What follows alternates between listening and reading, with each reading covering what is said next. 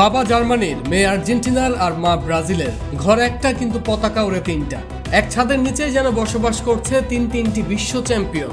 সিরাজগঞ্জে বিকেলে তপ্ত রোদে ব্রাজিলের হাজারো সমর্থক যখন হলুদ জার্সিতে রাজপথ কাঁপিয়ে মিছিল করছে, ঠিক তখনই সবার চোখ আটকে গেল এক রিকশায়।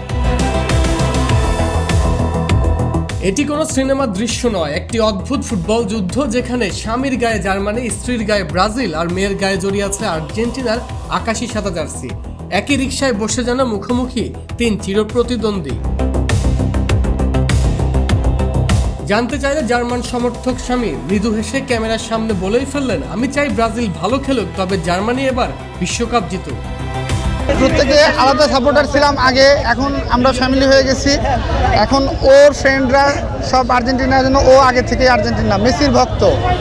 আর আমরা আসছি র্যালিতে মূলত আমার ওয়াইফকে সঙ্গ দিতে আর কি। হ্যাঁ, কিন্তু আমরা আমাদের নিজস্ব দলকেই সাপোর্ট করি। আমরা চাই ব্রাজিল এবার ভালো খেলুক, অন্তত সেকেন্ড রাউন্ডে যাক। ঠিক তখনই পাশ থেকে বাপের মুখের ওপর হুঙ্কার দিয়ে উঠল ছোট্ট মেয়েটি, না, এবারও আর্জেন্টিনাই কাপ জিতবে। আর দুই পরাশক্তির মাঝে পড়ে অসহায় ব্রাজিলিয়ান স্ত্রী মুচকি হেসে স্বীকার করলেন ভেতরের আসল রহস্য।